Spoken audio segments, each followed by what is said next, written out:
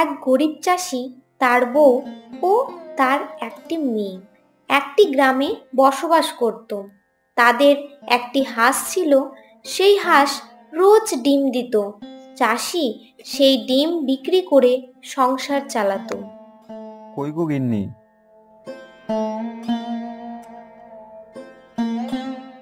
তাড়াতাড়ি খেতে দাও দেখি। ডিম নিয়ে বাজারে যেতে হবে যে। বাজারে ডিম বিক্রি করে কটা টাকা পাই, তা দিয়ে কি আর সংসার চালানো যায় গো? তা বটে।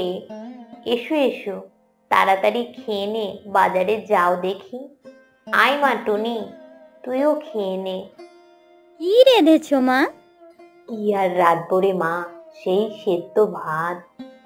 রোজ রোজ সেদ্ধ ভাত খেতে ভালো লাগে না মা। কবে যে ভালো মন্দ খেতে পারবো। কি আর করবি মা, আমাদের তো টানাটানি সংসার। এই নে, খেয়ে নে। এই বলে চাষি খাওয়া শেষ করে বাজারে গেল ও তার মেয়ে খেলতে গেল। ও তার বউ হাঁসটিকে খাবার দিল ও কিছুক্ষণ পর হাঁসটিকে পুকুরে যাবার জন্য ছেড়ে দিল। এরপর চাষি বাজার থেকে বাড়ি ফিরে আসে। কই গো গিন্নি, এই নাও তোমার বাজার। এই তো, বেলা তো ফুরিয়ে এলো, হাঁসটি ফিরে এলো না যে। কোথায় আর যাবে, আছে হয়তো পুকুরে। যাও তো, গিয়ে দেখে আসো, এখনো আসছে না কেন।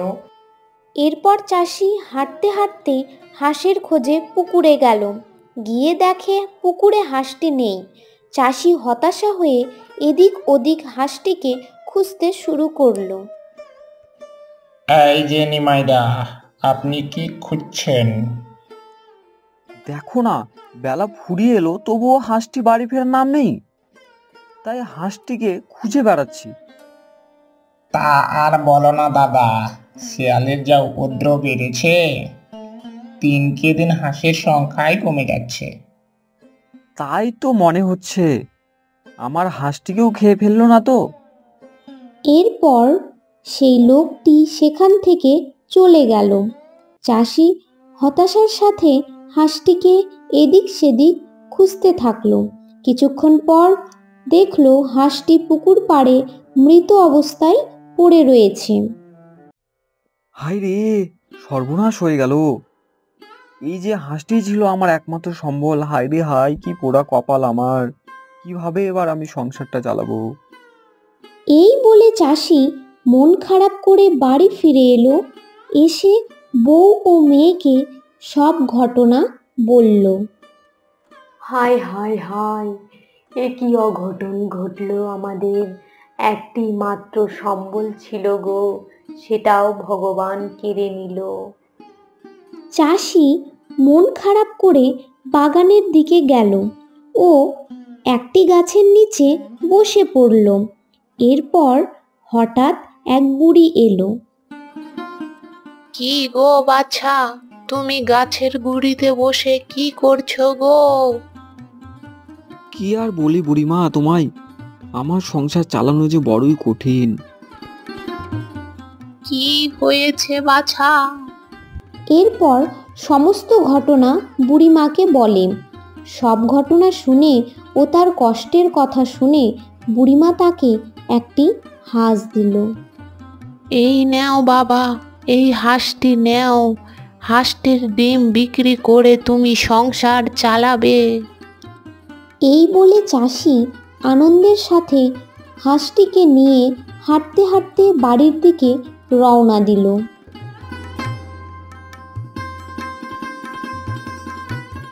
কই গো গিন্নি, একবার এসো। এই যে দেখো আমি কি এনেছি। কি হয়েছেটা কি? ভর দুপুরে এসে চিৎকার করছো যে? এই দেখো কি এনেছি। এই এই এই, তুমি এটা কোথায় পেলে? পুরো জ্যান্ত হাঁস গো। জানো গো গিন্নি, বাগানে এক গাছের নিচে বসেছিলাম। সেই সময় এক বুড়িমা এসে আমায় এই হাঁসটি দিল। এই নাও, ধরো, হাঁসটিকে খেতে দাও দেখি। দাও দাও দেখি।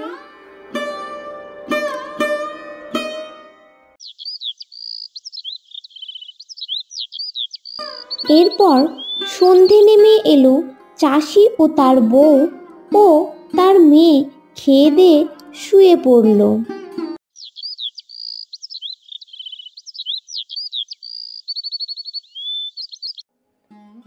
দেখি তো হাঁসটি ডিম পেড়েছে কিনা। ও মা, এ কি, এ তো পুরো সোনার ডিম।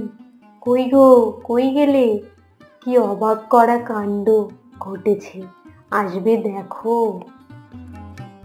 কি যে হয় না গো গিন্নি তোমার, সকাল সকাল কি হয়েছে বলো তো দেখি। এই দেখো, হাঁসটি সোনার ডিম পেড়েছে। কই কই দেখি দেখি। ওমা, এ কি কাণ্ড! এটা স্বপ্ন নয় তো, এ তো সত্যিই সোনার ডিম। আমাদের কপাল খুলে গেল গো। যাক, ভগবান মুখ তুলে চেয়েছে। এই ডিম বিক্রি করে এবার আমরা ভালো মন্দ খেতে পারবো। এই বলে চাষি ডিমটি বাজারে বিক্রি করতে নিয়ে গেল ও প্রচুর টাকা উপার্জন করলো।